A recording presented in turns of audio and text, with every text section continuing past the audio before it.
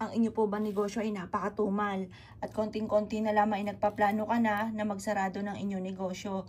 Ito pong aking tuturo sa inyo ay isa sa mga subok na para hindi ka malugi sa inyong negosyo. Pero syempre mga bossing ko, ito isang kap lamang para kayo po ay swertihin.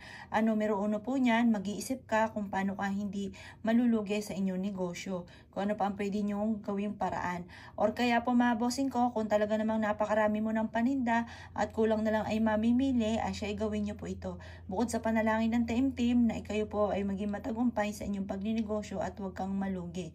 Sa umaga pagising po ninyo, pagbukas ng inyong negosyo, pasok ang swerte at lumabas ang malas. Lagi nyo i-welcome ang swerte mga bossing ko at lagi nyo sasabihin, ngayong araw na ito ay magkakaroon ako ng malaking benta at hindi na ako lagi na mumblema tukol sa usapin ng pera. Ganun ang mga pag-wish mga bossing ko ha. At pagkatapos mga bossing ko, gawin nyo po ito sa pamamagitan ng barya at ang asin.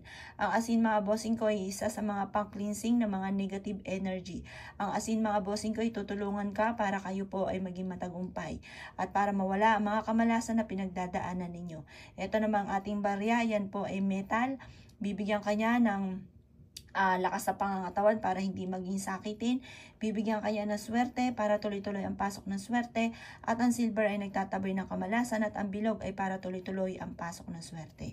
Ang gagawin nyo lamang mga bossing ko ay maglalagay ka ng 7 barya mga bossing ko dito sa ating asin. Di dalawa na po siya. 2, 3, 4, 5,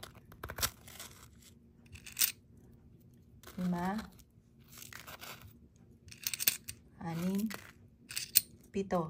Yan, ganyan lang ang inyo pong gagawin mga bossing ko. At mas mainam po mga bossing ko na maglaan ka mga bossing ko ng bawang. Kasi ang bawang mga bossing ko ay isa rin sa mga napakaswerte, lalo-lalo na pagdating sa usapin ng negosyo.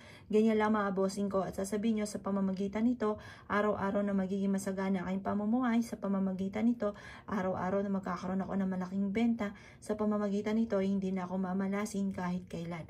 Ganon ang mga pag-wish na walang gamit asana, direct to the point mga bossing. Ngayon pa mga bossing ko, ikaw ay gagawa ng ganito, mas mainam na tuwing Tuesday or Friday, or kaya pa mga bossing ko kung kailan ikaw ay nasa mood.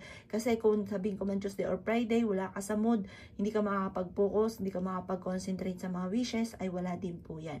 Kaya kailangan ikaw ay nasa mood, naniniwala ka na makakamtan nyo kung ano man ang inyong mga pinapangarap.